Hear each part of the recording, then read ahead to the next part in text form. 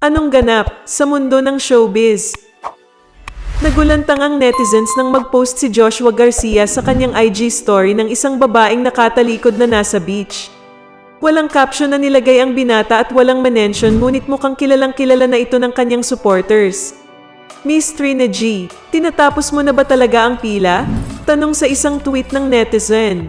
OMG, kung totoo nga yung kay Trina at Joshua Garcia, magwawala ako now na. Super happy ako, say pa ng isang netizen. Makikita rin sa IG post ni Trina ang picture nila ni Joshua.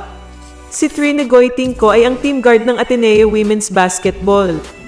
Gayunpaman, nagwawala ngayon ang supporters ni Joshua, lalo na ang may mga gusto sa kanya. Sa ngayon, wala pa namang sinasabi ang dalawa tungkol sa kanilang relasyon. Anong masasabi mo sa balitang ito? Anong ganap sa mundo ng showbiz? Agad na nag-viral ang kauna-unahang TikTok video entry ni kapamilya actor Joshua Garcia na in-upload niya nitong ika-20 ng Disyembre. Makikitang nagha-hand moves si Joshua sa saliw ng awiting Ginseng Strip 2002 ni Yung Lin. Sa bandang dulo, makikita ang kanyang pagtawa na talaga namang nagpakilig sa mga netizen.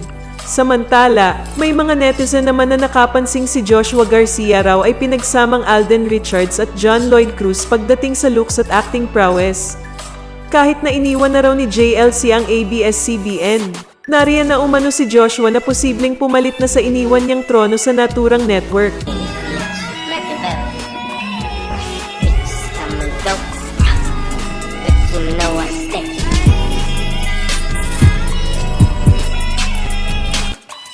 Anong masasabi mo sa balitang ito?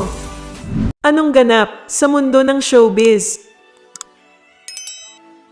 Nag-viral ngayon sa social media ang naging tanong ni Joshua Garcia kay binibining Pilipinas candidate number 1, Stacey Daniela Gabriel, na taga-Cainta, Rizal. Si Joshua Garcia ang napili ni candidate number 1 bilang judge na magtatanong sa kanya sa question and answer portion.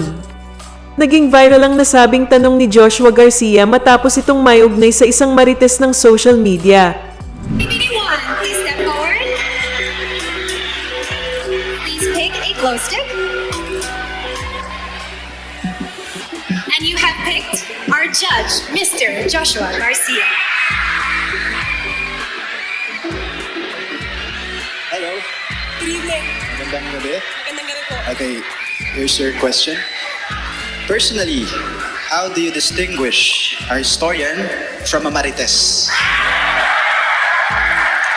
A historian is one who recognizes our painful past with factual evidence, looking back at our rich, vibrant history, and as well at the times when our humanity was trampled on and our heritage was almost erased. If we look at our past, we can surely move onward and upward and rebuild, rise from this pandemic, and dream for a safer, healthier, and happier Philippines. Anong masasabi mo sa balitang ito? Anong ganap sa mundo ng showbiz? Viral at agad naging usap-usapan sa social media ang larawan ni Joshua Garcia na kung saan naispatan itong may ka-holding hands habang naglalakad sa pampublikong lugar. Sa post ng isang kapamilya fanpage na Kapamilya Online World, ibinahagi nito ang nasabing larawan na makikitang sweet ang dalawa sa isa't isa. Ayon sa nasabing fanpage, ang nasabing babae ay si Bella Racelis. Si Joshua Garcia. Jojowain. Bakit? Ako din jojowain ko kasi jowa po siya. Yung first time ko jojowain. You know, kita niyo naman yung mga galawan niya. Like, hindi siya mag-surprise. Kasi super sweet and mabait. Namit ko na ba siya? No.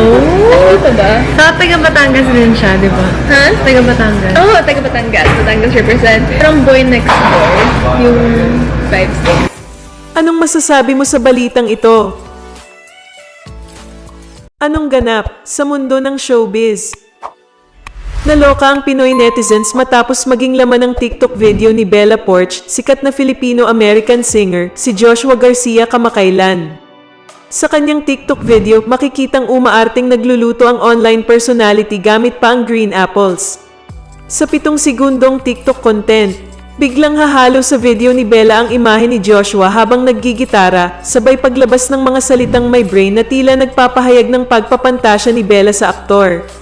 Tumugon naman ang heart emoji bilang comment si Joshua sa nasabing video. Dahilan para magwala sa kilig ang Pinoy fans. Sa kanyang higit 89 na milyong followers, ang nakakatawang sigaw ng Pinoy netizens kay Bella. Walang sikat-sikat dito, pumila ka. Kilala si Bella sa kanyang smash hit single na Build a Beach noong ika-30 ng Agosto. Anong masasabi mo sa balitang ito?